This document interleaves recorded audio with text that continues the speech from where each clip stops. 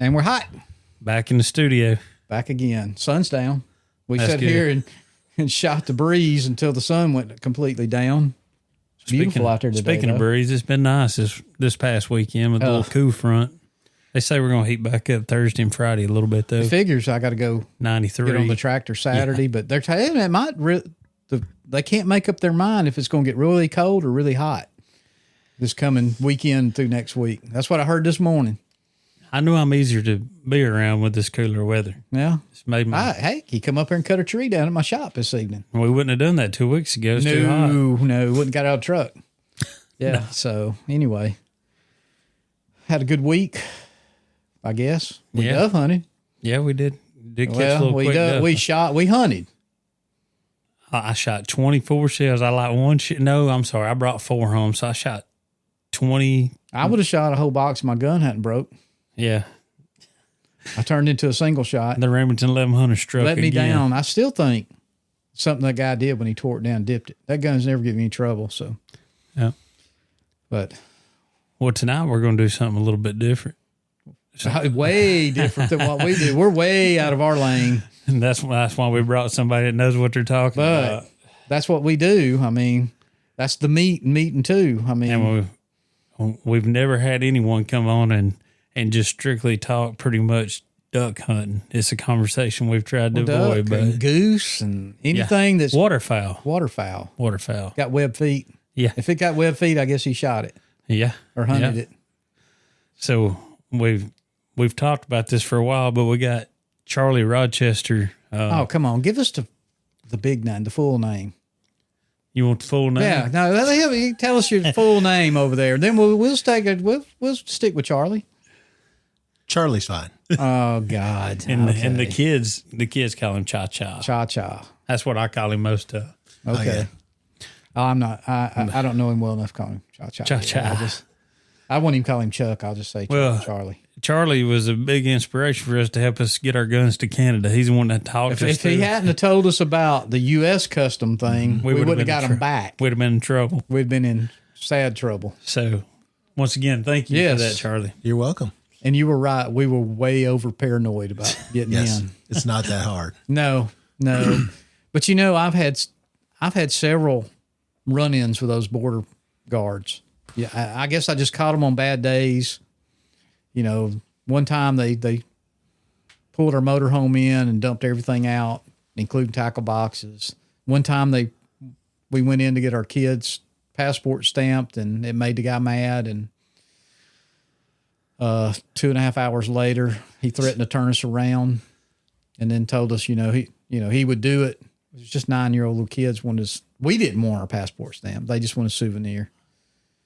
And then me and my brother show up. They just couldn't believe 2 rednecks from Alabama drove all the way to Sault Ste. Marie to go fish.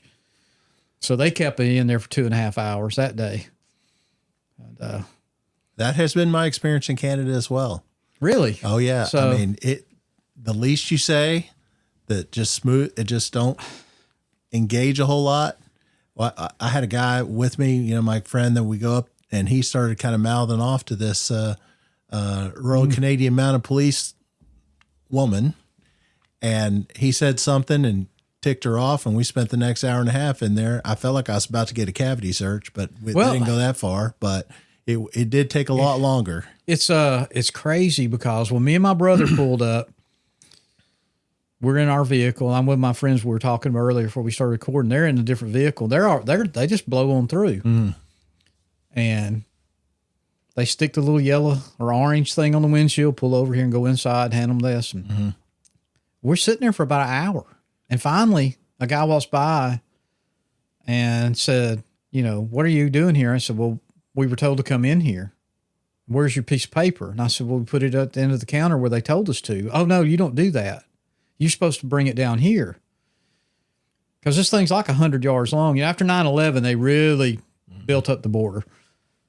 And then finally, a nice younger lady comes out, and she questions both of, who are, our names, where we're from again, how are you related? By then I'm already wanting to become a smart aleck, like we're not, I picked him up hitchhiking, but I didn't say that. I knew, they always, have you been fingerprinted? Have you been, ever been arrested? My brother been fingerprinted, been in the military. And finally she said, so you've never been arrested? I said, no, ma'am. And they love that ma'am stuff, And she said, not even a DUI. You don't want a DUI in Canada for sure, or on your record. I said, ma'am, I know this might be hard for you to believe. 2 rednecks from Alabama have never had a DUI, but we have neither one of us had a DUI. She said, well, we're going to run you through the big computer, so I just want to make sure. Oh, yeah. If you get in there and you've had one within 10 years, they'll turn you around. You're not coming. You're not driving in their country. And that's a full of drunks. They're all drunks. I know. They're all drunks, and they're all 16. They're all high now. I mean, right. That's right. I mean, what else you got to do when it snows from what? October until May. I mean, there is snow. I mean, all you can do is drink. And 20 below zero. And 20 below zero. So, yeah. So I love it, though. It's a beautiful country. Mm-hmm. I want him to go where I fish because all he saw was like our part of Canada where we turkey hunted looked like the Midwest, Sure. He didn't see all the blue spruce and, the mountains and all that kind of stuff. So I'm trying to talk him into a bear hunt. Oh, go up to the forest and go up there. My buddy that owns the lake thing, they put on big bear hunts. You should go with us, maybe. Maybe you should go. I'm not into killing bears so much. I'm sure they can honk. Just carry your goose call. Mark, mark, mark. When they look up, shoot them. Yeah. I hadn't either, but yeah. I told somebody at work today, I was talking about that, and he said, I have no desire. No, it was Nick. I was talking to Nick because Nick said, come over here. I got a bear tearing my feeder up in Georgia. You can kill it. You can kill it open in the morning. I said, you don't want to shoot it? He said, I have no desire to shoot a bear. Right. And I said, well, I didn't either. I said, but now that I'm 60 and I see time's running out on stuff, I thought, well, maybe I'll put a bear under my belt. What do you got? 15 good years of hunting left, maybe, if you stay in good health, until your mid 70s, maybe to 80. I don't know. Well, my uncle, who spent the majority of the last part of his life in Alaska, did all the things, brown bear hunting, and he and his buddy went brown bear hunting, and they'd shot a big boar, and were cleaning it by the river, and the way that works is you have one guy that's skinning and one guy with the gun, because one would come in on you, and one came in on him, and he pulled up his rifle, and through the scope, all he could see was brown. Wow. And the rule there is when charging you, you just keep firing until it stops moving. And it died 5 feet from him. Wow. Was it a grizzly or just a big brown bear? So up there, the way it works is any kind of coastal grizzlies is called a brown bear. Okay. So yeah, it was a very big one. Big one. Mm-hmm. So I'm talking about a little black bear. Little black bear probably be all right. So that's kind of, I told him, I said, I don't want to hunt anything that hunt me. Right. That's always been my rule. And then he brought this bear hunt up, and I've talked to a few They're people eating about it. donuts. They're not eating you. He said that everybody that I've talked to goes, listen, those aren't grizzlies. I mean, they're black bears. They're going to be, as long as you don't get between the mom and the cubs, you're good. I did. Yeah. I did. So it's like, I was drinking one night up there and went out, and I got between the mom and some cubs. That's not smart. A guttural, they make a guttural sound, and they can pop those jaws. Yeah. Oh. I'll show you the video one day. You can see me filming the cubs. Then you see the phone just swinging, my arm swinging as I am, rolling bud out from that dump. Oh yeah. So anyway. Well, Charlie, give us some background on you, like where you grew up and all that sort of thing. So, interestingly, I grew up here in Alabama. My mom grew up in Little Rock. Okay. And so this goes back to even my grandfather, her father, moved from Iowa to Little Rock in the 30s during the Depression. He went to school and he was a civil engineer, bridge designer, and got a job with the Arkansas Highway Department. Okay, so he was a bridge designer his whole career. And when he got there, he always loved hunting and fishing. And back then, you hunted and fished for sport, but you hunted and fished for meat. Right. And so his big thing was he wanted to kill as much game as he could with as few bullets as he had, right? So when he was growing up during, they would, here's 4 shells and go kill what you can kill for dinner. And that was it. So, this is kind of how I got started. Waterfowl hunting, duck hunting is, we would go every year, even when I was 3-4 years old, we'd go over there and visit my grandparents. And my granddad in the 40s, joined a duck club over there. Okay. So I'll tell you a little bit about the duck club. It's called Fish Lake Hunting Club. It was started in 1920. And back then it was a bunch of guys from the water department that he knew, from Little Rock. And they bought this property for $1 an acre. Yeah. Still a lot of money in the 40s, though. It was a lot of money. And this was in 20s. Okay. Oh, 20s, this is 1920s when yeah. it first started. And so they bought 150 acres on the Cache River.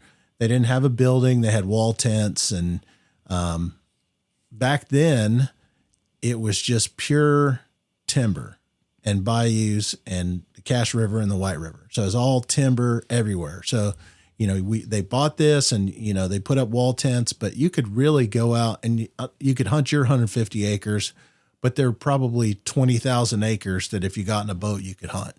And it was just vast expanse of wilderness, basically. And the way it kind of works, they have different kind of migration corridors. Okay. And it starts up in Canada, and there's a Eastern Flyway, and there's a Mississippi Flyway, Central Flyway, and Pacific Flyway. And this is how ducks and geese kind of migrate down south. And one of the largest concentrations, the largest concentration in the U.S. of mallards is on the Mississippi Flyway. And what's so fascinating about that flyway, and specifically the wintering areas in Arkansas and Mississippi and Missouri and some other places, Louisiana, is it's all great expanses of timber. And so what happens is on the way down, all these ducks and geese are eating in fields and, pothole regions and that sort of thing. But then when they get down to Arkansas, it's this huge, vast expanse of timber. And what they do is they kind of spend the whole winter in this timber area, right? And, they eat nuts and they eat, small bugs, and sometimes they go out to a rice field or whatever, but they're basically loafing all the time. This is what they're doing in the wintertime. So that's why Arkansas is kind of called, the duck hunting capital of the world, because there's so much of this property that you can hunt, public and private. Okay. So my granddad started taking me out, when I was a kid, and showed me how to do stuff, and, taught me how to call. He actually made a tape back when they made tapes, not CDs or, on your phone. He made a tape, and I practiced and I practiced and I practiced. And, I went with those guys. And then when I was 12 years old, I took my first shotgun and shot my first duck. And it had me hooked from the beginning. Now, I know you guys are deer hunters and turkey hunters, and I like all that too. But once you get waterfowl hunting in your veins, it is really hard to get it out. That's why I told you earlier, I just scared to go. I'm scared to go. Yeah. And it's not a cheap sport either. I mean, I have figured that out. Yeah, it's not cheap to do it right. So, I have been very fortunate in that this is, I just kind of, because of family, ended up in the duck capital of the world in Arkansas, and probably the most pristine green timber duck hunting area in the whole country. And, I never took that for granted. I always was so very grateful for being part of that. And this camp is, you guys have been involved in a lot of kind of hunting camps. This is a family hunting and fishing camp. Okay. Whereas, you go to some places, there's a bunch of dudes sitting around and they're drinking heavy and there's lots of stuff. This is family oriented. And, I bring my girls. I'm a member there because that passed along from my grandfather to me. I was going to say, so you kind of, your grandfathered in basically. That's right. Because you're family. That's right. And it was it's a blue collar club. It's not super high dollar, but it's in the pristine area. And so it's, and it's great because you can go and you can bring kids, and it's not, you don't have to worry about some crazy stuff going down at the hunting camp, right? And it's great because we go and fish as well, and I've taken Dustin's daughter a number of times out there, and she's probably hooked. She loves it. But that's kind of how I started waterfowl hunting. I was taught at a young age how to call, how to work the ducks. And believe me, it was a lot of my granddad kind of poking me saying, ease off the call, son, ease off the call. Cause once you learn how to call, you want to call all the time. And there's an art to it, how to read the ducks, where they at, how to call, what to call to them at certain times to kind of bring them in. Sometimes it's just better to not call at all when they have them coming. I was telling this guy the other day, and other times you have to call all the way till they come in. Okay. Where we hunt in Arkansas, it's all flooded timber. So, I was trying to explain this to you before is, you have all these ducks flying over the canopy of trees, and you may be a hole in the woods or a hole in the willows, and they'll just kind of fly and circle around, and you'll call at them, and you'll kind of make some movement on the water, and they'll just break the canopy of trees and kind of go back and forth trying to get down into that area where they think there are other ducks so they can rest. And here we are with the shotguns, right? And that's probably the most beautiful sight I can even imagine. When I'm in that environment, I'm closest to God for sure. And I've heard that same type of description. Just it's amazing, almost spiritual experience when them ducks are coming in there through the timber, I guess. Oh, absolutely. Absolutely. And the greater days are when it's cold and when it's sunny, which, most people don't know that. They think, it's raining, it'll be a good day for ducks. Well, the better days is when it's cold and when it's sunny, and those ducks can see down into those woods. They feel confident, and they're kind of blinded, so we're a little more camouflaged when you're in, kind of standing in the water, or you're sitting in a boat or something like that. And, I've just spent the majority of my life having those experiences over and over again. And one of the great things about this club is that, I'm able to kind of introduce my children how I was introduced to the sport. Now, I've done much more than that. I mean, I've hunted all over the U.S. and South America and Canada and all kinds of places for waterfowl. But, I mean, that's kind of where it started. And I will tell you, people spend big money to go hunt green timber ducks in Arkansas. And it's just it's a very spiritual experience to do that. And I'm just very, very grateful that I get to do it on a regular basis, and my kids get to do it, with me. So I mean, I know me and you've talked about this, but how long did it take you to be able to look up, see these birds coming in and know exactly what they are? I mean, what species? I was wondering that same thing, how you tell this duck. He can tell them anything that flies over here about, well, that's such and such. It's crazy. Oh, yeah, that's right. And I won't tell you, I can't tell, most of it's by sound and the size of the bird and the flight pattern. Okay, you can look at the shape and tell, oh, that's a wood duck flying over there, and how it's flying, right? Or those are mallards because of the sound, or those are gadwalls because of the sound, or pintails. And really it just took experience. You can't really teach that just in a day. And that's why, when I bring my kids and whatever, I always try to share those kinds of things with them. Oh, well, those are gadwalls, honey, or those are pintails. And my kids are 9 and 11. They're getting to the point where they can recognize those things. They can tell you what type.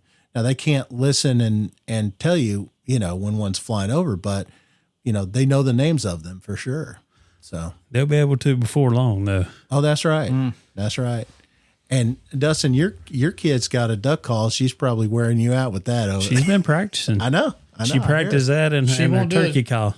I was going to say she won't turkey hunt with us, but she goes duck hunting with him. She loves going duck hunting. She loves the camp there. I mean, yeah, she likes all the guys that's in the camp. I mean, Grace don't meet a stranger, so their camp's perfect for her. She's like, she'll come back. She'll be like, Dad, I think you'd like Craig, or I think you'd like this guy. They're a lot like you, And I'm like, well, I'd like to go one of these days, not maybe to hunt, but I'd like to meet all these guys because once a year, y'all do like an end of the year cook off or something at the camp. That's kind of when I'd like to go.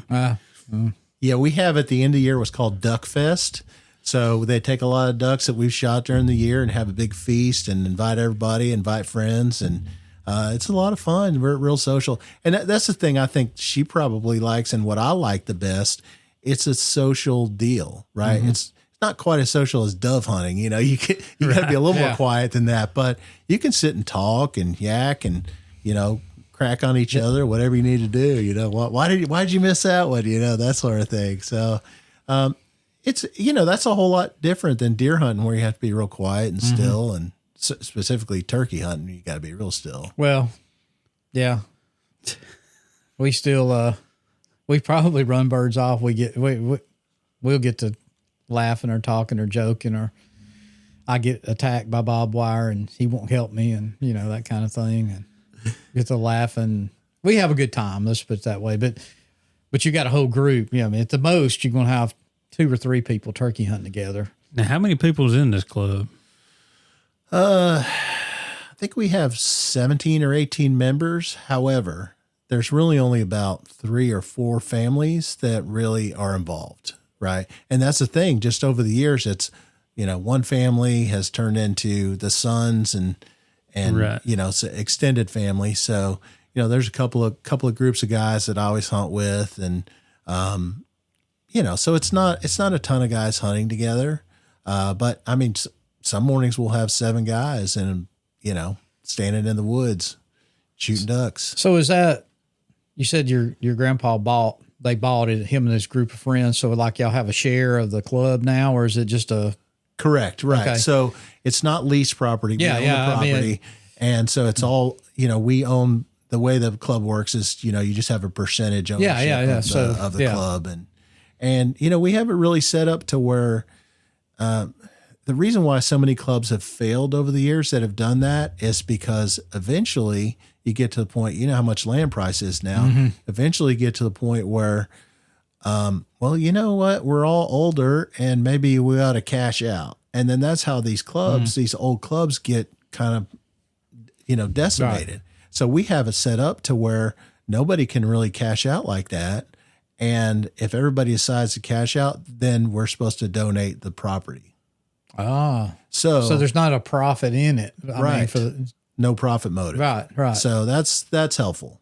And it just helps to keep the, from generation to generation going on to the next bunch of people. So I kind of wonder, I figured that's the way it worked, something like that. Now I don't know how it works if you have 7 sons and, then they take his share and break it up 7 ways and, or whatever, and it probably, you might not run into that a whole lot, but, because you might only have one out of that whole family that wants to do, that likes it. Well, and that's the problem. You only have one membership. Yeah. And you have to choose. Okay. So there's going to come a day when you got to choose between one son or daughter. Correct. And I'll have 2 daughters. So, okay. I'm sorry. 2 daughters. They can share between the 2 of them some kind of way. Okay. So they'll figure it out. They'll figure it out. Yeah. They'll figure it out. You take the first half and you can have the second half. That's right. Yeah. And, this property is, we have some really old growth, cypress trees. We have one at the end of, and we have some oxbow lakes, which is beautiful. Used to be part of the river channel that ends up being an oxbow lake. And I mean, there's some 200-300-year-old cypress trees in there. And it is just fascinating to see ducks come out of those big cypress trees into the oxbow lake. And, just knowing that my grandfather in the 40s was sitting in the same spot, doing the same stuff, probably telling similar jokes.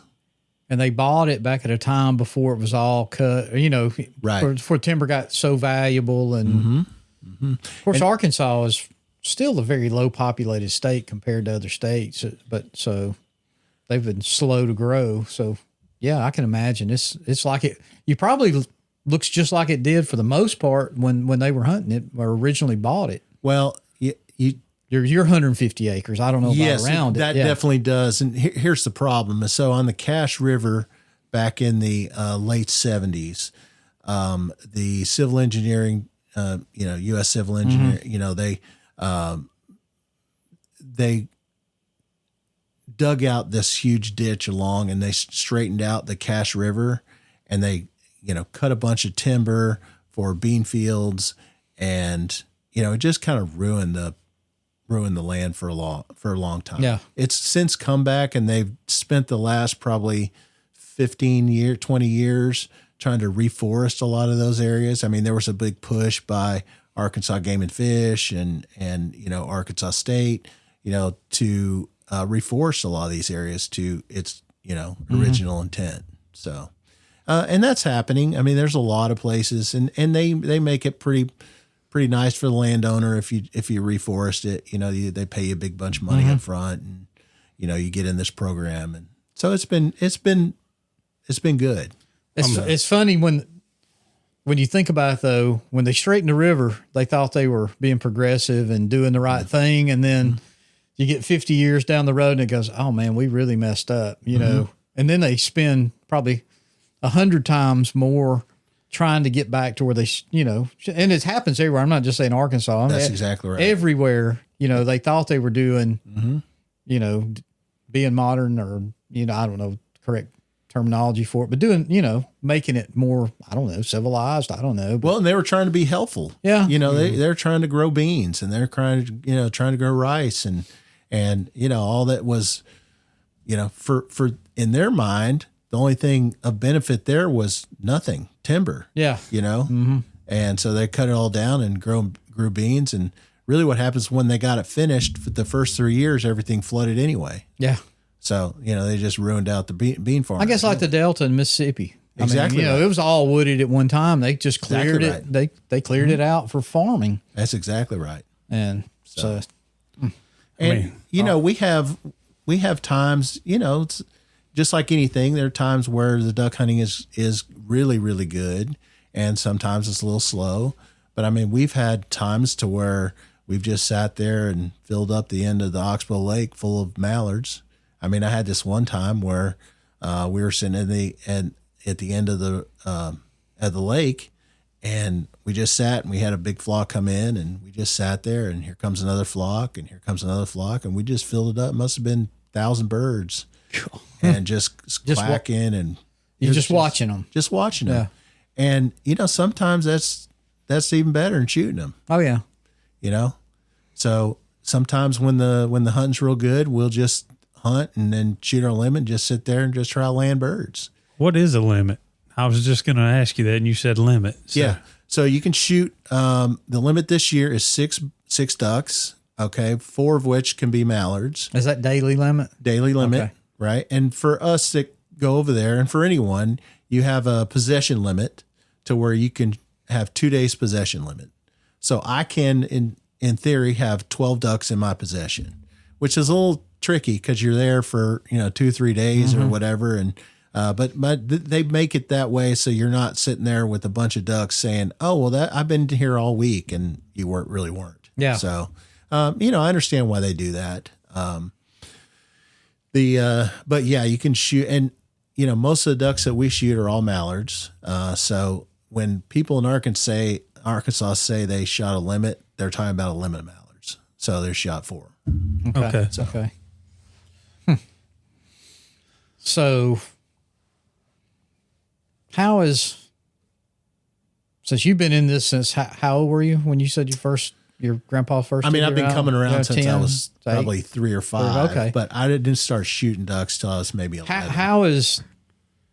Because I know how it's changed in the deer world and the turkey world, but how has duck hunting changed from the time you were a little kid to today? I mean, has it changed that much? It has a lot. I mean, technology or gun, well, of course, guns. Yeah, just talk to us about how it was when you started to how it is now. So when I first started, you could shoot lead shot, and I've shot lead shot in Argentina on ducks, 2007. And I will tell you, when you shoot a duck, a lot of times you have to follow it down and make sure it's dead. You have to shoot the cripple. But with lead shot, you shoot it and it's dead, right? Like a hammer.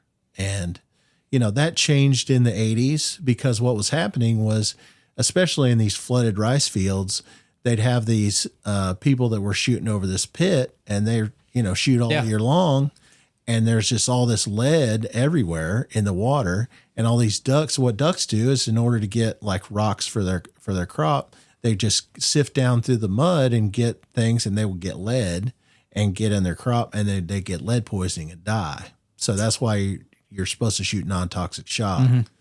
And it's been helpful for sure, because they're not dying of lead poisoning, but there sure is a lot of cripples that happen, and you just have to be, number one, real vigilant. When you shoot one, it falls on the water, especially if you're in timber, you have to make sure it's dead, because a duck will go dive and grab a root and kill itself rather than get. Really? It's the craziest thing you've ever seen. I mean, it'll sit there and it'll dive, and then you'll try to get on it and shoot it again, and then it'll dive again, and you will never see that thing again. And then what it'll do is it'll just go down and grab a root or grab a stick and just commit suicide, basically. Drown. Yep. Rather than get But, I mean, will it eventually pop up, or a lot of times it's just. I mean, it's I got a guess death grip eventually on it. over hours. But I mean, not in time for you to find it. Nope. I didn't know that. Did you know that? I had no idea. I mean, I've never heard anybody say that before. Yeah. Oh yeah. It's Is serious. that across the board ducks, or is it mainly mallards? Or All ducks will all do ducks that. will do it. Yep. Hen mallards are probably the worst, because they'll get real low and they'll do that. A lot.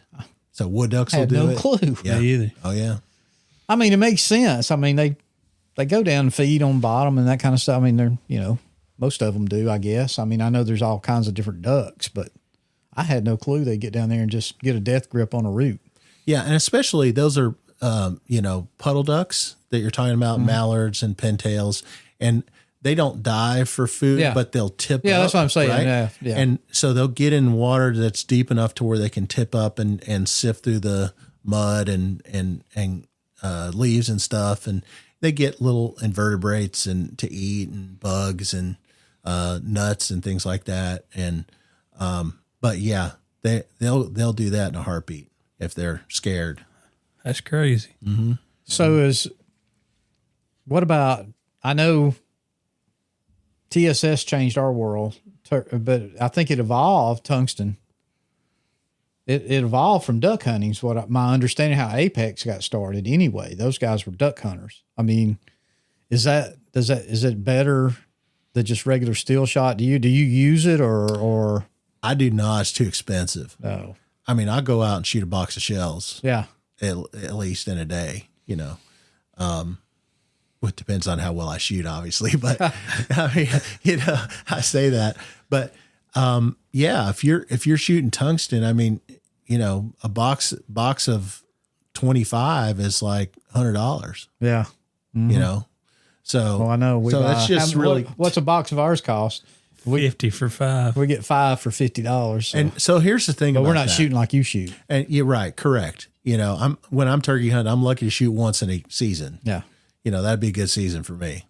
But, the thing about it is, and this is the thing that we've learned over the years, is closer is better. If you can, and that's what, my grandfather taught me years ago. Don't sky bust. Wait until they come in over the trees. Wait till they get close. That way you're not wasting a bird.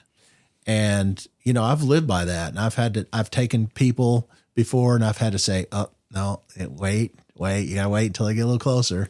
And I love shooting birds at 20, 30 yards, because when you're shooting at 20, 30 yards, you're close enough to where if they're not dead when they hit the water, they're injured pretty hard. But, you see guys out there that are trying to shoot birds at 50, 60 yards, and they'll break a wing, and there's no way you can retrieve that duck. That's just a waste. It's wanton waste is what that is. That's a legal term for that.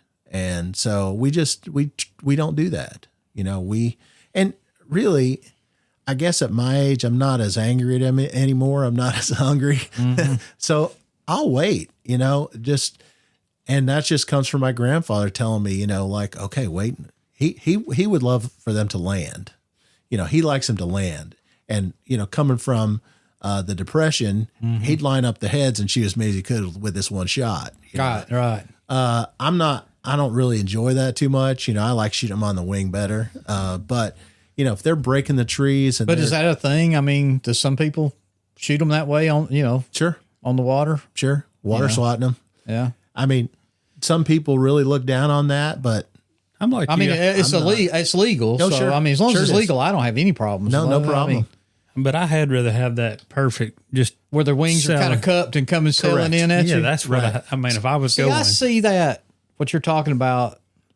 I watch a lot of these Alaska shows, and they'll show some of those Inuits or whatever the Indians are up there. I'm sorry, native people. But and that's what they do. They don't shoot them in the air so much. They let them land, and you just see a right across. I'm going, man, I don't know if I like that or not, but I don't guess it really matters. to me, I wouldn't feel like I was getting the full duck hunting experience. Like well, no, I want but to see it floating. if you think like his granddad, this is dinner. Yeah. Right. Back those days, Oh yeah. Depression time, you had to eat. And for me, I think it's an easier target if they're cupped up, their wings are out, and they're coming in and they're hovering in front of you. That's a pretty easy target. I like that hover. It's pretty nice. And I like will it tell you, when a dove's coming in doing that same thing. I might can hit one of them. no, doves don't hover. They just well, keep flying. but they'll kind of coast in at you if Right. you're in the right spot. That's right. That's right. the kind I like. But yeah, when they break the trees like that, I mean, they're hovering, trying to get down into the water. I mean, you have all the time in the world to shoot. Now, you see, can I take your might could do time that. and whatnot. I don't know. That's just the thought of being out there in 20-degree water and ice. Well, and You're talking about his granddaddy, like how things have changed. Can you imagine his duck hunting gear when he first started, like the waders, if they even had those or how they done that? So here's another great story about my granddad. So my granddad, being an engineer, he wrote down in a book every single hunting and fishing trip he's ever been on. I wish I'd have started doing that. I wish somebody had told me about that. I tried to do that. I was not as disciplined, not near as disciplined. But what's so great is when we were 10, 11, 12 years old, even 20, we would sit there and, Christmas time, we'd say, Granddad, tell us about the duck season of 1948. So he'd say, well, let me get out the book. So he'd get out the book and he'd look in there and find something interesting that would happen in 1948. And he'd tell us all about it. He'd say, this is what the weather was like. This is what the water level was like. Cause He wrote it all down, all of it. everything. Detail. He told me you shot your first duck on Ingram Lake at this date because he had it all written down. Do you have those books? I do. Copy of So it. you've got, That's really okay. got to be. That's cool. That'd be cool. That is neat. Yeah. I sure do. So, and that's just one of those things. It's a really nice keepsake. Oh yeah. Oh man. That's Do you have the history. cassette tape he made? I do not have Oh, that. that would be cool. That would be That thing may be worth a mint by now. Yeah, that'd be. And I remember when I was learning and I used to call so loud, just showing off, and when you're calling on a stage, you want to do that. But when you're calling for ducks coming in, you don't want to do that because it'll blow them out. It'll scare them. Apparently, you need to do that at the deer and turkey expos because them duck hunters and all day long, yep. loud as they can blow those. Yeah, it's just calls. showing off. Yeah. So then I'm wondering if you're supposed to be calling that loud. Yeah, well, No, sir. No. No. See, Okay. now, I'm warming up to duck hunting. I thought he'd be sitting there in my ear all day long, all day. I mean, He'll be a duck hunter before I leave Well, today for sure. I mean, like you've got this display. Charlie's got this, but in duck hunting, like he's got some really nice duck calls, collector stuff. so let's talk about calls. I mean, have they advanced? Are they basically the same, just prettier, or? yeah. So when I first started, it was, kind of basic wooden calls that you buy in the Walmart, right? That's what everybody had. And then, people started getting custom made calls, and I got my first custom made call, I guess when I was 21, from a guy in Clarendon, Arkansas. He made it for me. And I went over his house and we tried 42,000 calls, and he was just a fantastic. He was one of these callers that could, anybody can blow a high end call, the old, but he had the greatest low end tone. and he was a meat hunter. You know, like he spent his life on the Cache River, and he would make these sounds in the low end that I'm like, how do you even make that sound? It was fantastic. I'm like, I want to sound like this guy, because this guy sounds like a duck on the water. Not that guy. Probably made sounds you didn't even know. I know. Made. I know. And I learned from that. Yeah. I learned from listening to that guy. You know, I learned the basics from my granddad, but listening to this guy in Clarendon, Arkansas, he was fantastic. Right. And so I thought, oh, I'm going to try to copy that guy. And so, duck calls have really kind of advanced. Really, there's two different kinds. There's a single reed and a double reed duck call. I've always blown a single reed my whole entire life. My buddy at the camp, he can't blow a single reed. He just blows a double reed. So it's just preference. You know, I think double reed's a little raspier, and I like a better tone instead of raspy. So, but it's just, you know, they'll all call ducks in. So I got to know before we get off duck calls. Is this Duck Commander duck call that's patented that made the Robertson so famous and much money? Is it? I'm sure you've had one or got. Are they that? Is it that different? No. What makes it different? But he was the first one to make a pintail call, a 3-in-1 whistle. So the pintail call. Is that the one he patented? I guess he patented a bunch of ones, okay. Right? I think the first one was actually a mallard duck call.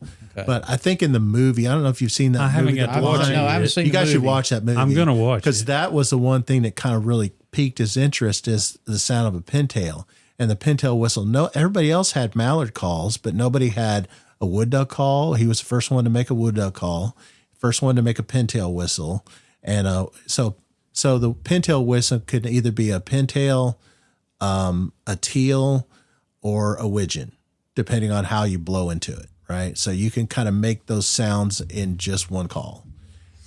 Now, they'll pretty much all come to a mallard call, but if you want to get specific, you can, do those specific calls. But, are they any better? No, but he was kind of the first one, and he marketed it real well. You know, TV show didn't hurt. Yeah, they didn't hurt at all. No, they appear to be doing pretty well. So that first custom call you got, was that something that the guy made for you, or did you purchase this call? So I purchased that call. Like when I sat in there, right. I looked at all of them and I tried a bunch of them, and I said that one, because I bought one similar to that one. I can't blow it for nothing. I'm terrible on it. It's built just like it. I mean, yes, it looks it's a different color. Well, I know, but it's the same. Yeah, it's the same style, but it gets gummed up with. Yeah, that's the other thing is when you call a lot during the day, you got to get a spittle in it, and you got to kind of get it out and what have you. My green call that I've had for years, my first one, I can blow it all day long, never gets jammed up at all.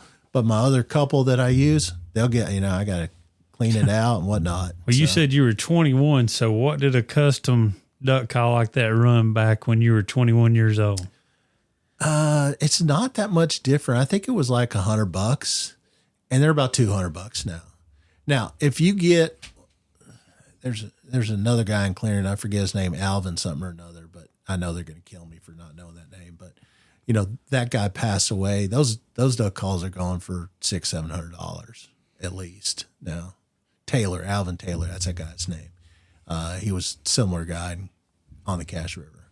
So yeah, I mean, you can get a nice custom call for $150 all day long. They're not really as expensive as I thought. I mean, I've seen a few at the shows, but I don't really know what I'm looking at to know how custom they are, So. Well, custom meaning that they're putting it on a lathe, and they're hand building. They're hand building the call. Whether it's acrylic or wood or whatever, as long as they're hand turning. And I know they've started putting the bands on them. I mean, some of that's pretty cool. Oh, yeah, looking. You get how nice they do checkering in there. I mean, it's just fantastic. How many banded birds have you killed? That's an interesting question. I shot a dove a couple of years ago that had a band. You shot a banded dove? Yes, Buddy I did. Killed one this weekend. I did. It was the craziest thing, and I would never even know to.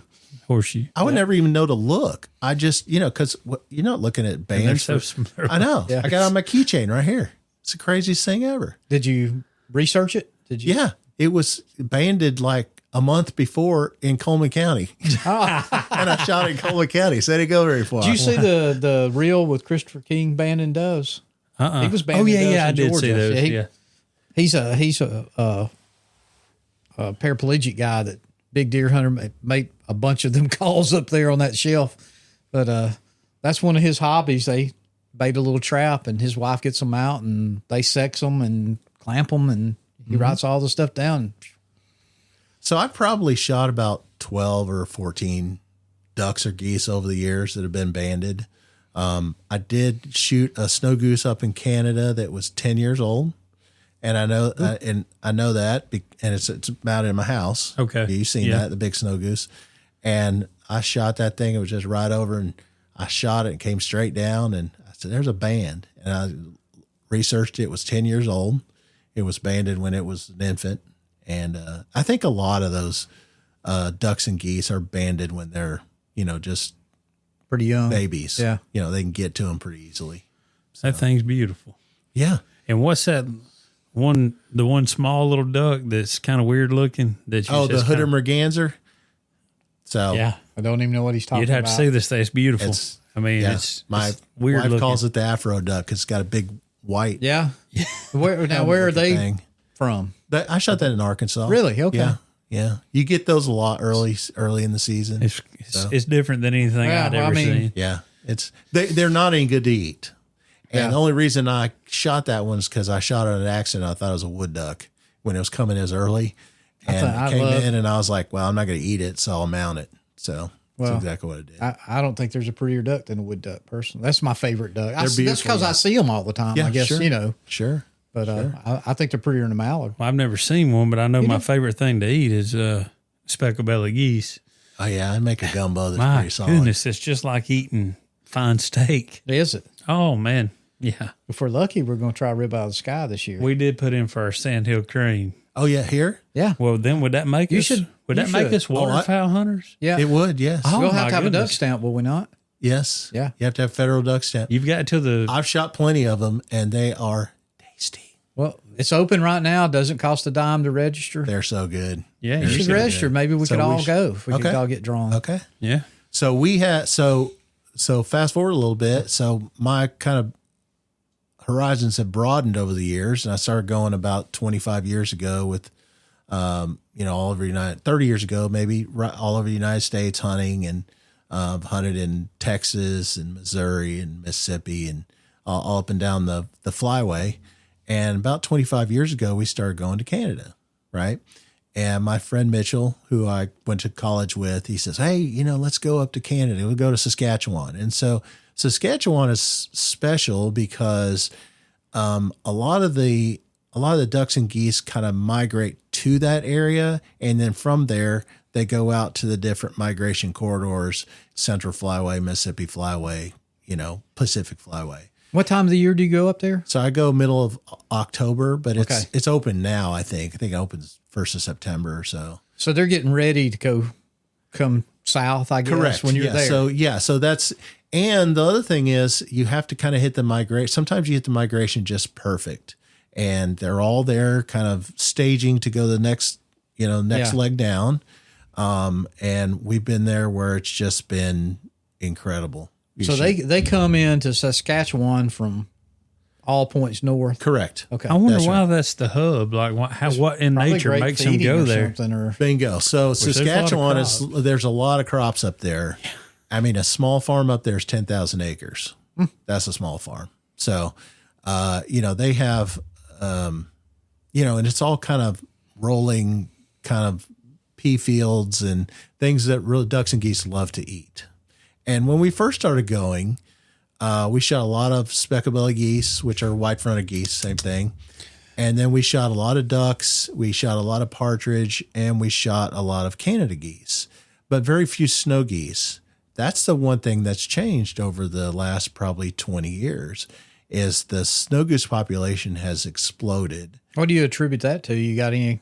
Well, yes. So snow goose, there's 2 or 3 things. Okay. So the snow goose is a much more aggressive feeder, where a Canada goose will go up there and just eat the tops of grass and grain where the snow goose will go underneath it and eat the root.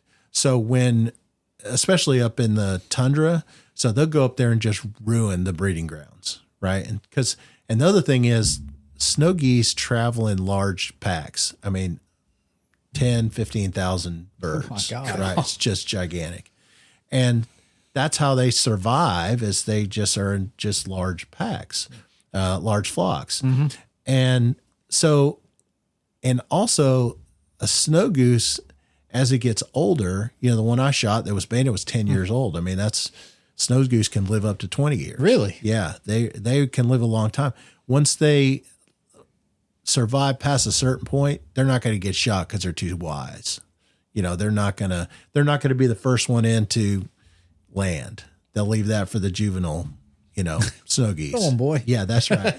And they'll wait and they're just very cautious, just like an old buck. Yeah. They're very cautious, except for when the rut happens, and that doesn't happen with snow geese until the spring. So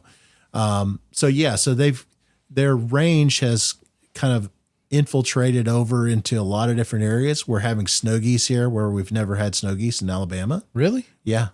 Yeah. And they've just infiltrated. Is everywhere. is that good or bad? It's good for the hunter, I guess. I don't know. It's not good or bad here. Yeah. It's bad for the breeding grounds. Okay. Because they just, so do they take a different approach up there, like bigger limits, or they won't rid of them, or? Well, okay. So here's the thing they've done with snow geese. All right. There's extremely liberal limits, even down here. I mean, I think you shoot 20 a day or something like that. It's just ridiculous. Now, in order to shoot 20 a day, you have to have a foggy day or a lot of overcast or just be in the right spot because, it's just hard to hunt them, right? Because there's so many of them and, they get smart. But what they do is in the spring, they have a spring goose season to where you can have the extended choke tubes. You can use electronic calling, and you get like 20 guys out there, and then they get these huge flocks of snow geese, and they just let her rip. And, you shoot 150 in a day. And they just need to do that because they were thinking a few years ago, we're going to have to start poisoning these things because they're just taking over. Yeah. That's what I was thinking. Yeah, that's exactly right. Almost like feral pigs are here. That's exactly right. Exactly right. Taking over. And it's not good for the duck and goose population up there, having so many snow geese. But they are kind of fun to hunt. I will say that. They're fairly good size. Yeah, they're not bad. I mean, looking at the one you've got mounted, I mean, they're fairly good sized bird. Are they good eating? No. What about the Canada goose? Are they good eating? So I've heard good and bad about speckle-belly goose is the best. Okay. Apparently. Yes. And then I would say probably Canada goose would be the second best. And I would probably feed a snow goose to my cat.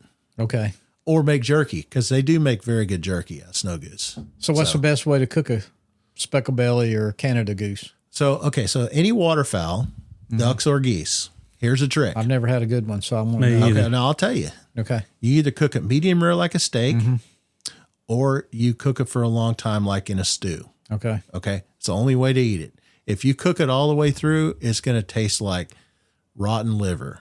It's terrible. No. The only duck I've ever had, we had some mallard. I was down there at Foster's. They're big duck hunters. They amazed me. They would rather go duck hunting and kill a big buck when they're rutting. But anyway, he cooked them that night. That's what they did. They basically on a grill. I can't remember everything. Might had a water chestnut in them, and I don't know if they wrapped them with anything or not. But they were like medium rare. Yeah, they were really. It's the only time I had them that I actually enjoyed it. It's more steak like when you do it like that. I think so. Yeah, which is odd because it's it's a fowl. You know, but it tastes like steak. So now I will say those cranes that you guys are trying to shoot. Those are really like. Well, steak. we got a big learning curve on those. So we might have to lean on you one way or the other. We don't even know where to go. We don't have a place to go, so we're going to have to try to get on Wheeler Wildlife Refuge. That's the only. That's what. They got a lot of them over there. Well, I hope. If we sneak in there, I don't. Don't sneak in there. That's that's federal land. I'd like to get out there in front of the observation center when they're taking pictures of the hundreds of them out there.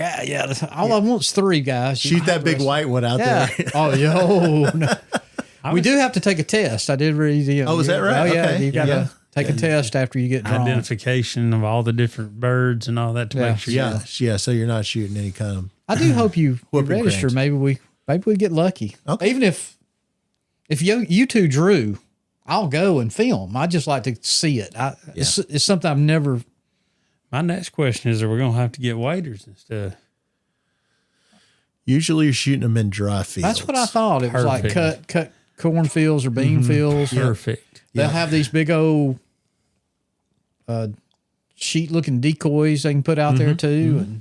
But if I know all about it, I just have no clue. I've never seen a sandhill crane in Coleman County. So I've seen them toward Decatur. Yeah, that's where they're. Yeah, They don't usually come this far south. I don't. That's right. guess. They put the zone on there when we were going through it. Correct. It's a fairly big zone. I didn't think it would be that big, but it's a fairly big zone. Man, when we were driving back from Canada, I just got back.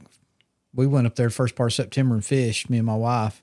There were sandhill cranes all over up in Michigan around. Huge flocks. Oh, big flocks of them. Yeah. Because she's, what is those birds? Right. Oh, that's the ribeye of the sky, baby. I tell you what, on that, I mean, I've got to look and see like what's shot size to use. I mean, it'll be a learning curve for me as far as like just all that. I'm gonna good have a stuff. box of TSS. TSS for sure. I'll something. spend the hundo on that. Yeah. You better shoot steel shot. Well, that's what we're talking about. Is shooting some tungsten. Yeah, that's right. I'll spend the big money on a box of shells for those. Yeah. If you're going to kill as long three, as they're that box will non-toxic. last me a lifetime probably. Sure. I don't know how I don't know what the odds are of being drawn. I don't know how many people. There's only apply. 750 tags. Yeah. Oh, is that right? Yeah. Well, and that kind of transitions to kind of how we hunt in Canada is, where we hunt down in Arkansas, it's all green timber. Well, up there, you're hunting all dry fields. So you're kind of sitting out in fields and you're hunting ducks in the dry field. You're hunting geese in a dry field. And it's different. It's way different. So when I try to explain to those Canadians up there, oh yeah, we stand in water up to our thighs and stand next to a tree and rub our feet up and down on the water to kind of simulate ducks landing. They're like, what? Because they're standing in some They have no clue. No, they don't know. Now, is the calling technique similar, or you got to? Okay, so here's the thing. Up there, so when I first started going 25 years ago, so all right, in Arkansas, you have to put out a nice spread of decoys. You have to be a great caller, because when the ducks have gotten down to you, they've listened to every duck caller from here to Illinois to Saskatchewan, Canada. So they've heard it all. So you have to be very realistic. When you're up there, you can sit out in the field in a red Santa suit and shoot ducks. Well, when we were turkey hunting there was ducks landing all in the cornfields. I mean, tons They of them. pay no attention to us. Yeah, I can walk out here if there's a mallard, and they're gone. Yeah. Now, literally, there's a difference between duck and goose hunting up there. Now, goose hunting is a lot harder. You have to be more hidden. But the ducks up there, I don't know what it is, but we'll literally sit in a cut field on a dove bucket and shoot ducks in the afternoon. They just fly in, just come on. Yeah. And okay, so here's one of the great stories. All right, so when we first started coming, we'd go to these afternoon duck hunts. Okay, so we guide says, well, we're going to set you up here, and there's 4 of you, and we're going to add 2 more guys. So there's 6 of us, and we're all sitting up in these, crappy handmade blinds grass blinds that they put up, and sitting on dove buckets. And we had these terrible decoys. I mean, for a guy that hunts in Arkansas, you're looking at these things and you're like, that doesn't even look like a duck, but they're just blobs of brown everywhere. And then they had this spinning wing decoy, but it was just one giant wing. It wasn't like the, Wasn't a mojo. It was just something that some guy had handmade that flashed, right? And so we're sitting out there. So we got out there. So out there, you can hunt 30 minutes after sunset. Okay. So I think sunset was 7:20. All right. So we get out there at 3:30, 4:30. We don't see a bird. 5:30. And we're saying, well, this is a busted hunt. There's nothing going on. 6:30, nothing. 7 o'clock, we're looking out there. It's real dusky.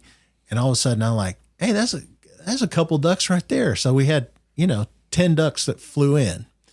And, 6 of us were all kind of antsy, boom, boom, boom, boom. And then, shot a few. And then all of a sudden I look out there and I said, is that a cloud? What is that out there? Is that smoke? What is that? And what had happened is the ducks that were supposed to be coming had all flushed up. From your shooting? Yeah, they heard that at a distance. And I don't know, 1,000 yards away, something like that. But you could barely make it out. But there were so many of them, it looked like smoke coming off of the water. And then all of a sudden we're sitting there and then 100 ducks flew right in. So we're boom, boom, boom, boom, dropping them. And then, the guide says, reload. So we reload. Here comes another 50. Here comes another 100. Cool. So we shoot a 6-man limit. You can shoot 8 up there. 6-man limit in 12 minutes. Holy moly. It was the craziest thing I've ever seen in my life. And, we had not, it shouldn't be saying this on the podcast, but we really had no idea how many we shot. Yeah. It's just, we just got lucky. That That's was, another country. 6-man limit, just eight apiece right there on the ground. And it was the most amazing thing. And we've had such amazing times out there. The 25 years that we've spent there has been with the same guide and his kids. We've grown up with his kids. His kids have really kind of taken over the business. And so every year is just like family. We get excited to see him every year and we spend 6 days. And the reason why we like this guy is, most guided hunts you go on, they'll take you in the morning and, they'll want to kind of stop at 9 o'clock or whatever and sit around and talk and whatever.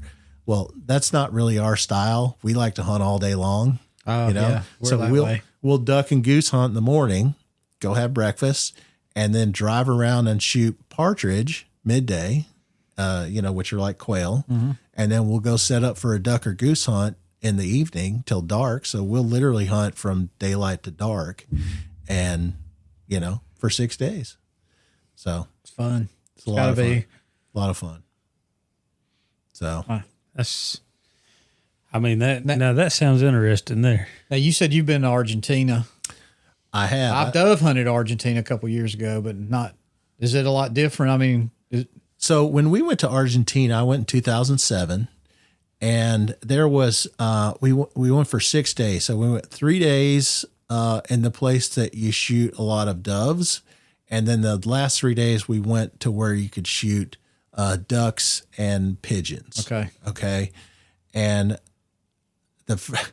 I wasn't ill prepared for all this, right? Now my friend Mitchell that I always go with, he set up the hunt and he says, listen, the first thing you got to do, bring eye and ear protection for sure. Because if you don't bring ear protection, you'll come home deaf. Mm-hmm. The second thing you have to do is, the shotgun you're shooting, even though you're shooting a 20 gauge, you're going to shoot so much you that gotta have gloves. You got to have gloves. Oh yeah. And you got to have, he got me this like recoil pad I've got it all down there. Yeah. Yeah. And he says, get all that. And I brought my own gun down there. So really? I brought a Beretta 20 gauge. I think it's a lot harder today. They basically told us no. Yeah. Back then it was, if you had crisp $100 bill at the border, you give it to, that was the dude's cousin and you're in. It was no problem. So no paperwork. Well, we shot really good when I was there. They were all Benellis. Mm-hmm. He said they rebuilt them every 2 weeks. Yeah. And that kind of thing. It'll make you feel like you're an actual good shot. There's so many doves. Oh, yeah. I killed 1,017 in 7 hours. So yeah. Yeah. That's where I learned the gloves. Yes. Because my bird boy, and I know people hear that and they go, that's so demeaning, but that's what they are. That's what they're called. And they're proud of that. Mm-hmm. It's a great job for those guys. It's an excellent job. Yeah. So, but he was a little ill that morning, had some stomach issues. And he said, I guess it was mid-morning. And he goes, I'm going to go to the bathroom or whatever. And I said, well, that's fine. He said, you're okay. Because, they're right there by you. Mm-hmm. I mean, you're shooting, they're shoving one in. I don't know how he's not deaf. But they kept a stand in front of you with either water or beer. I mean, it's all day. Mm-hmm. And I said, well, shoot, I had a bottle of water at the time because I've just never been somebody who will drink while I hunt. You know what I'm saying? Now, afterwards, that's a different story. But for some reason, I pulled my glove off and I grabbed that barrel to set it against and it just fried. I'm talking about literally, yes. I literally heard like a brand. Yep. And I never told him. I put my glove back on. But this shoulder, the first day we got there, we got off the airplane and we thought we were going to the lodge. No, they took us straight to a field. Oh yeah. I'm in shorts and a t-shirt. I'm going, I'm not needing any clothes to hunt in. Could have hunted that way, the way they had the blind set up. But I changed in the woods and I had requested a 20 gauge. Well, they didn't have they had all 12 gauges. I think I shot 15, 20 boxes that evening of 12 gauge. Mm-hmm. And I'm telling you, it didn't have my pad. I couldn't find it in my luggage. I actually I bled because the guy said, we got in there and you could see the blood on my shirt. And he said, what's the matter with your shoulder? I said, I'm bleeding where I'd shot that gun that much. You're right. You got to have that. Got to have it. And people kind of laugh, but they've never done that. And it's different. It's all different.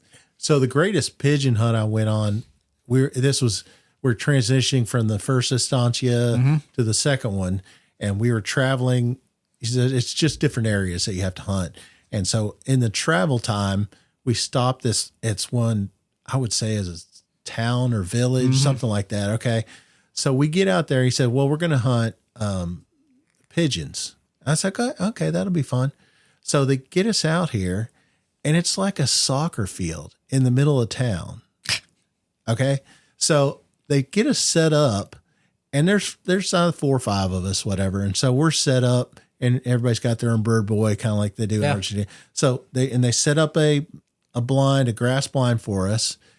And then all of a sudden, here comes these pigeons, right? And so we're blazing away. And then all of a sudden, all these people start coming out of their houses and the shops in the town. They line the field like it's a soccer match. And watch. Yeah. And every time we'd shoot, they'd say, bueno, bueno. It was the craziest thing. I think we shot 600 pigeons that afternoon. It's crazy. And we're piling them up like cordwood. Did you shoot any parakeets? Oh yeah, I stopped shooting the parakeets because it's like so they have these huge flocks of parakeets that are like they're huge a nuisance. Flocks. I mean, they're a nuisance, right? And so they're like, oh, shoot all you want to, and I shot a few, but it was like shooting your neighbor's pet. But they're not. I know. I killed a couple. I've got some parakeet feathers that my wife. Yeah. They're in my bathroom, stuck on the mirror. Yeah, my friend Mitchell shot one, and it was crippled, and he went over there to get it, and that thing about bit his finger off. They'll do it. I said, that's what you get for shooting those parakeets, Mitchell. My bird boy had one. He said, parakeet, you know. So I shoot, and I missed, and I shot, and you missed him.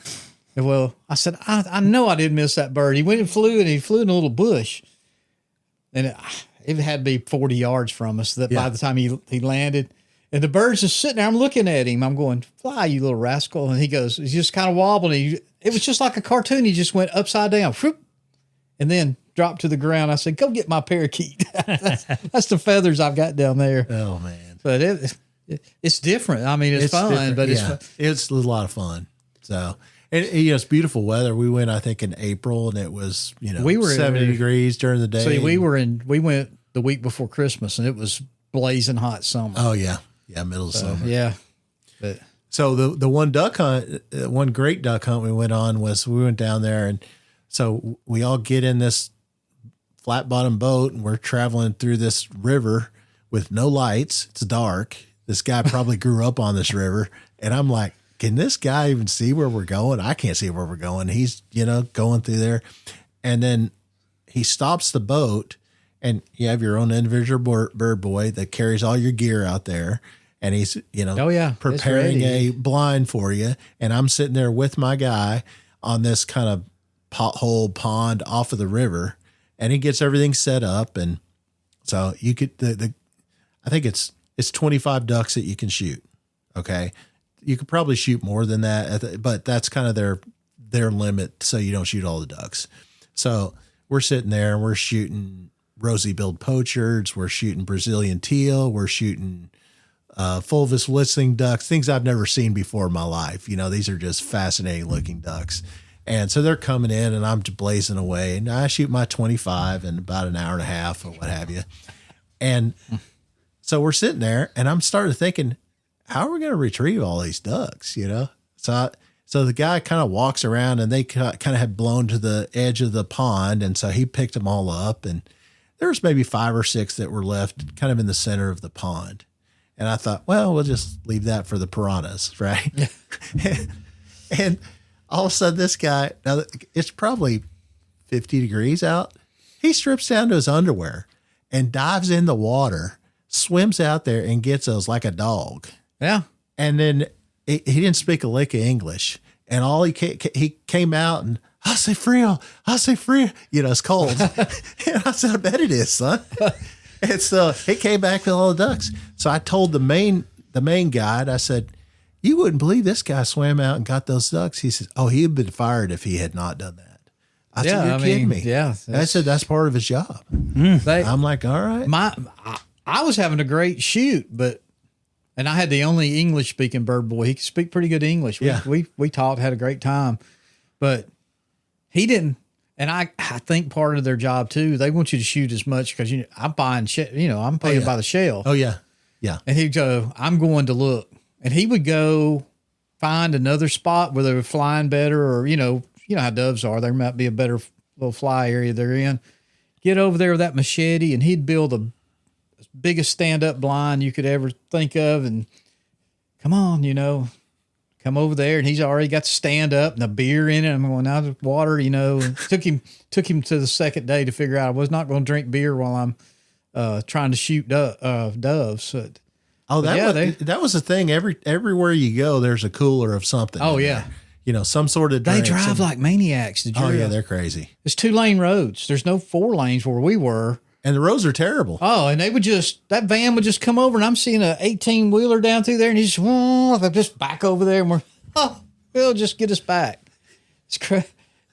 But I may never go down there again. So, but it was a great trip of a lifetime for sure. Yeah. Yeah. So, trip of a lifetime.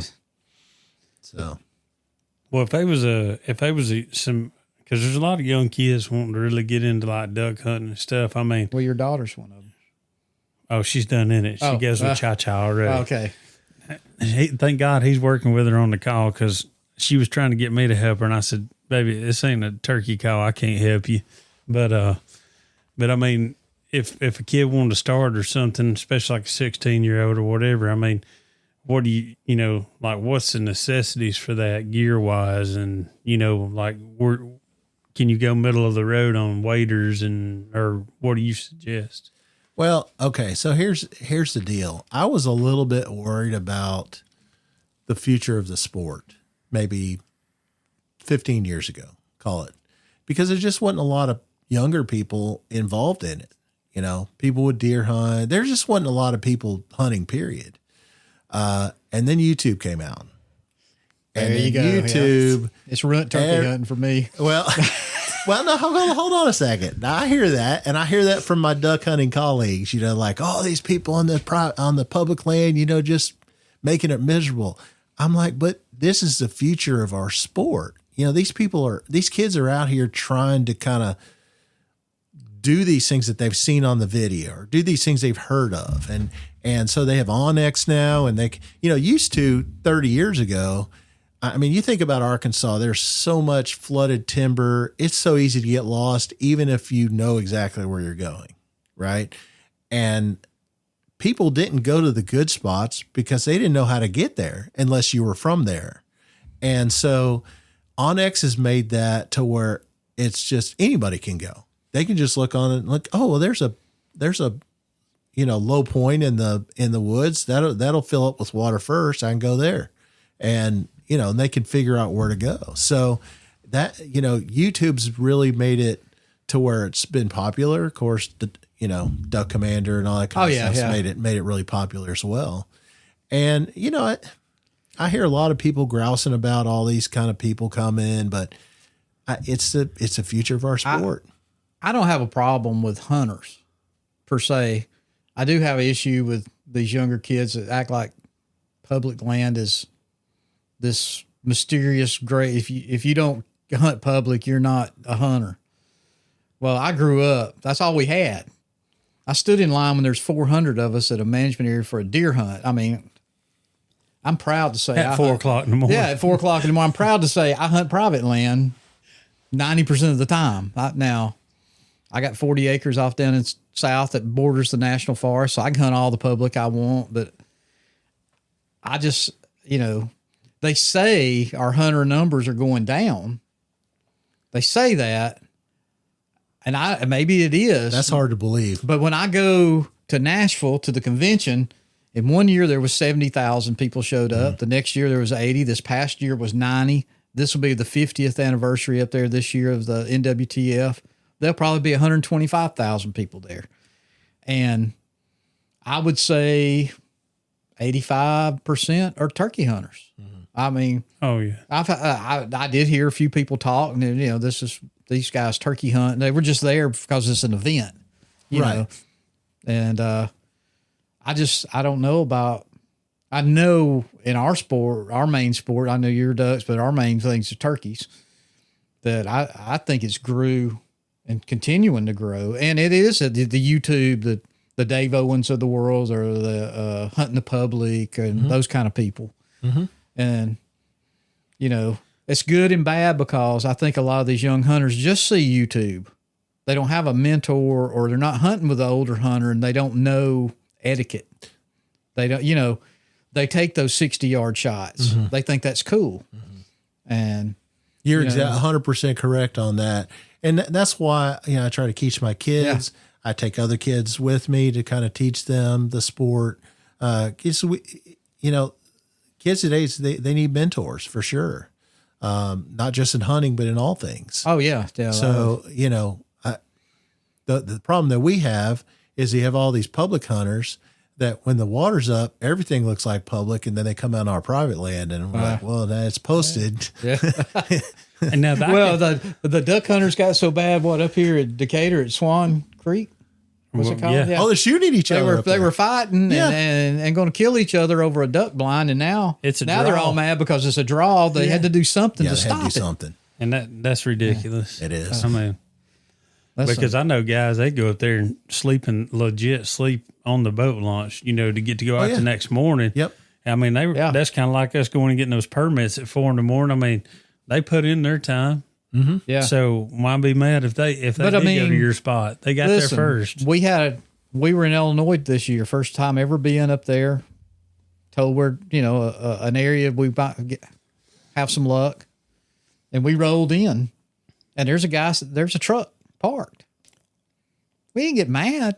I'm kind of like, oh crap, what are we going to do? Because we had no clue where to go. I mean, this first time we've ever been to this part of the country. But once again, on X. But on X, that's right. We found us a spot and we went somewhere else. I couldn't imagine getting out of my truck and going, hey, this is where, get out of here. I hunted here yesterday. Matter of fact, we were there the next morning. And that same truck, they drove by us. We got there early. We got there a little earlier than they did. And they moved on. Yeah. They didn't get out and go, hey, you jacklegs from Alabama or whatever. Well, and I grew up like that over in the forest. I mean, we get up a lot of times, especially when I first started turkey hunting and I didn't have anywhere to turkey hunt.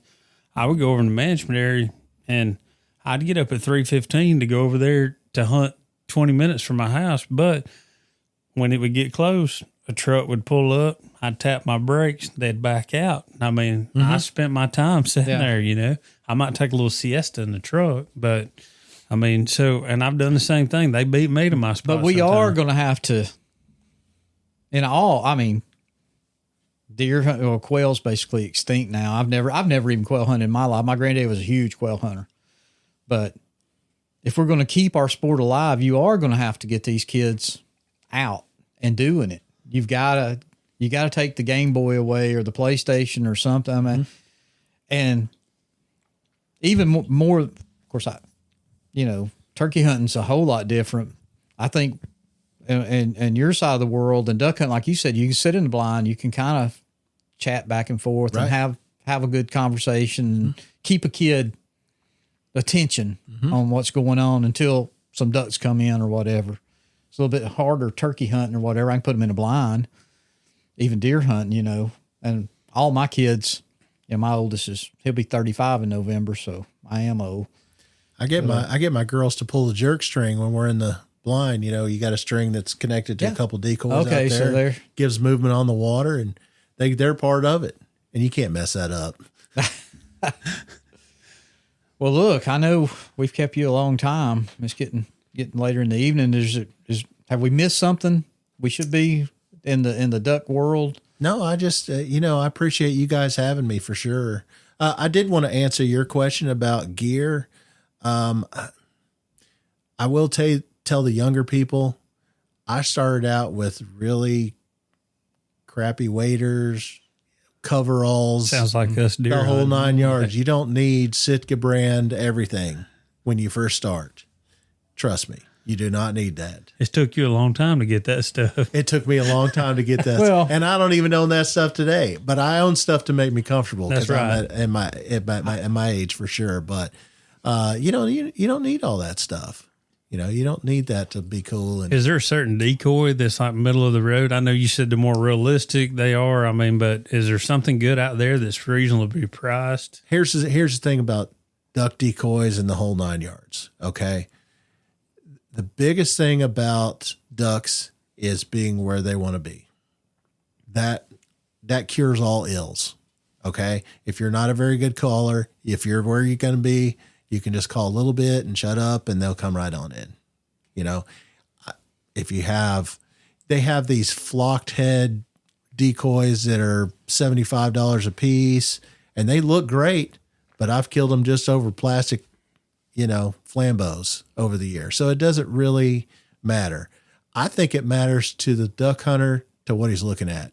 I don't think it matters too much to the duck flying over. So much like camo. Yeah. right. Over time, of course, I'm with deer like you are. I don't hate them like I used to. Therefore, Right. I hunt because there's nothing else to do. But camo is for us, really. Those deer only see shades of the color. I mean, it's really more our eye than the deer looking at that new bottomland or whatever. I mean, our grandfathers killed them in olive brown. Yeah. Drab brown or olive green. Red flannel. Yeah, Well, red flannel. I mean, the old deer hunters, Yeah. they didn't have the old army fatigue stuff to, No. so yeah, it's come a long way. I appreciate it. And I think that, the new generation is carrying it forward. And I think definitely, like I said before, YouTube's helped on that. Just know that they're not all banger days where you're just killing lots. There's a lot of empty sky days that you have to go through. So, And that's the same in anything they're watching on YouTube. You can turn it on, watch them kill bucks all day long or turkeys all day. And that's not the way it is. Yeah. I mean, you may get lucky. Well, growing up watching deer hunting stuff, I always thought, my God, they're just out here killing. Those guys put a lot of time in to yes, get they that did. one that hour video put together. They set to a lot of crap. So, but man, we appreciate you coming out. well, thanks for having me. Appreciate We enjoyed that. it. And I guess you'll be in Canada soon. Yep. Leaving on the 11th of October. So that's not long. Not long. Month. How long? Pretty much a month out. Yeah. My guys already texted me. Can't wait, boys. Well, family reunion again. That's You right. said they're family. Yeah. reunion. That's right. Well, good deal. You got anything else? No, I don't Like I think so. said, thank you so much. Yeah, you This has bet. been a lot more fun. I was wondering, this is way out of my field, of anything. I've never duck hunted it, period. I mean, I'm not going to say I hadn't shot at a duck. I've but, never even shot one. I've not shot a duck. I said I shot at. I ain't never even shot at one. I would like to have shot some in the mornings when I'd be walking to my deer stand and wood ducks would come out of that creek and scare the crap out of me, or going in the afternoon. But no. But yeah, we appreciate it. You got anything? Nope. No? Deer season around the corner. Yep. Shot my bow the other day. Long regular bow, not no crossbow. He's breaking the old bow back Well, out. my shoulder. I broke my wrist. I broke this wrist. I'll tell you the wrist real quick before we get off this thing. And right before bow season. It was getting fall this time of the year, so I missed bow season. I couldn't bow hunt, and I thought it was the awfulest thing in the world until I realized that I didn't miss it.